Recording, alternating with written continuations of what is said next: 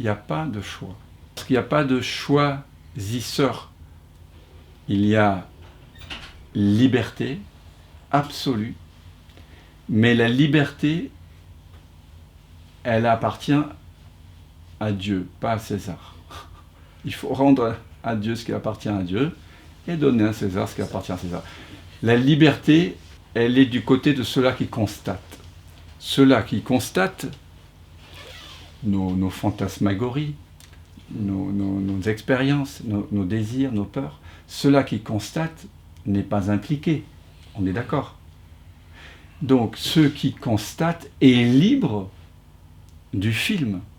On est d'accord ou pas? Oui. Donc, le sentiment... Hein? C'est ça que je voulais Ah, tu voulais dire ça? D'accord, oui, alors c'est complètement libre. Oui. France n'est pas libre de choisir de porter ce pull bleu aujourd'hui ou de dire ceci ou cela, et Dan non plus. Par contre, ceux-là qui constatent les pensées, les sensations, est complètement libre.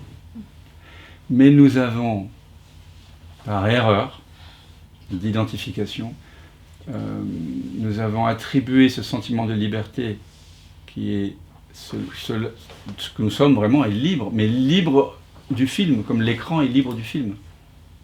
Nous avons attribué cette liberté à un personnage du film, vous voyez, qui lui n'est pas libre. Et donc on s'inflige une double souffrance, une double peine. C'est pas la peine. Et donc, j'ai un outil pour vous. Voilà. Mon ami Alexandre Quaranta m'a offert cet objet magique qui va mettre fin à toutes vos souffrances, définitivement. Il y a un bouton ici, il faut mettre des piles dedans, bien sûr. Et donc, c'est un petit objet qui a été fabriqué en Chine, made in China. Et alors, vous poussez le bouton, regardez bien. Est-ce que tu connais ta prochaine pensée? Et alors, vous avez cet objet-là, vous l'avez avec vous, vous en avez une dizaine dans votre appartement. Vous appuyez. Est-ce que tu connais ta prochaine pensée? Et là, éveil subite. Est-ce que tu connais ta prochaine pensée? Est-ce que tu connais ta prochaine pensée? Donc, si vous avez besoin de vous éveiller, je laisse la boîte. Et moi, je vais aller faire du sport, là. Tu pourrais les revendre à prix, au prix de l'éveil, quoi, c'est-à-dire pas mal, quoi. Est-ce que c'est vrai pour toutes les choses, pour Renaud? Est-ce que tu connais ta propre émotion, comme tu dis? Ta propre sensation? Ta propre... Prochaine. Ta prochaine. Okay. Alors, tu vas pas commencer à le corriger, parce que là... Non, mais ce que je dis, non, c'est pas que je dis, c'est que j'ai dit quelque chose. Tiens, ce que ce soit. Moi, je peux rien contrôler. Non, j'ai la conscience. Hein. Pardon, José. C'est qui me corrige? C'est la conscience. Non, c'est Dominique. Alors, la conscience est corrigée.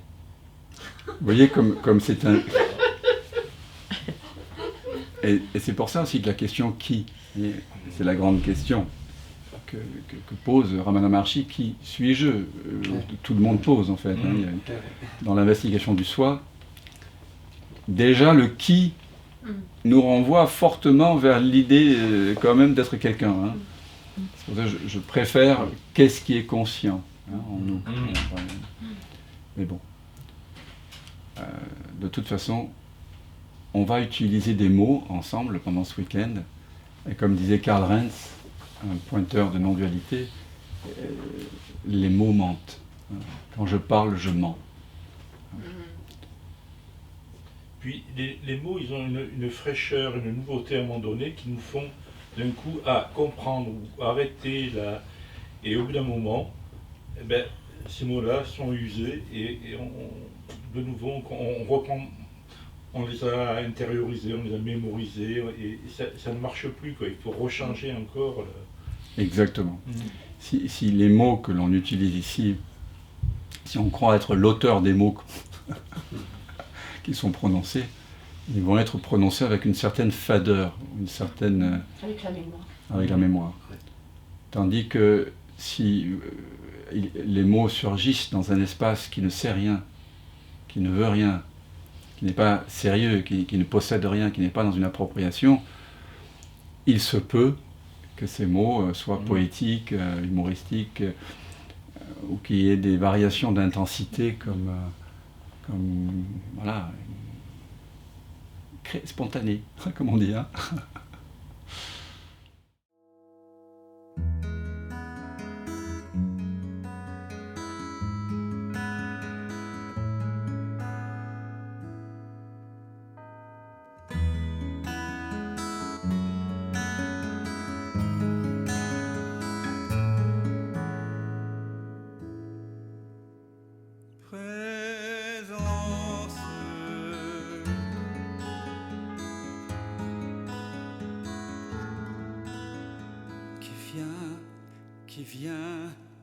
Qui vient de l'absence,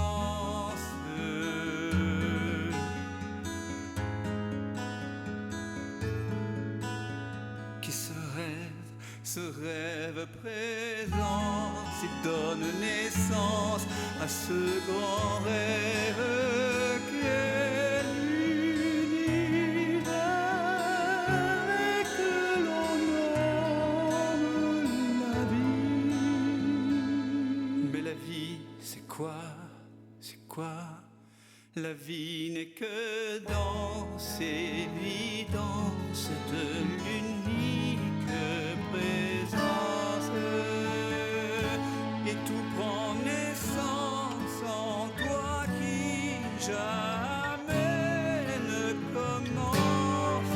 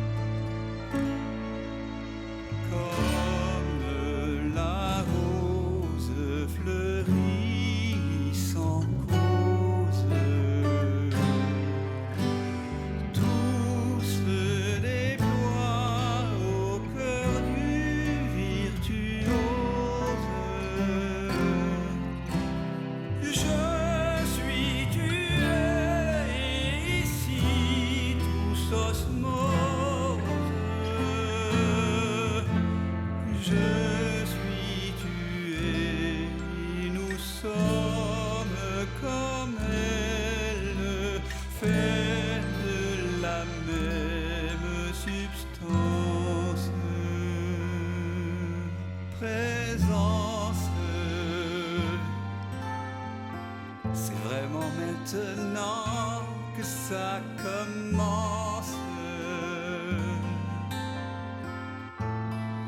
Je m'émerveille en ce silence.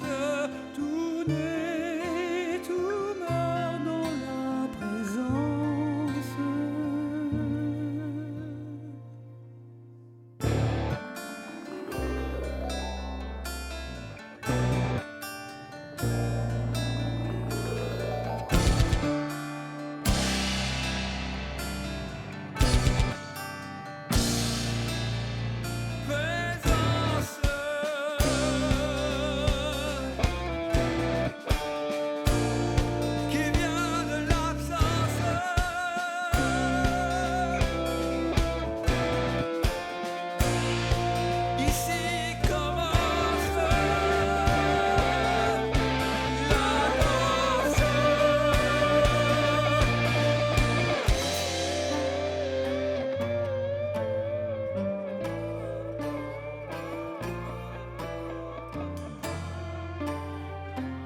J'ai tant cogné à ta porte pour te connaître, vérité.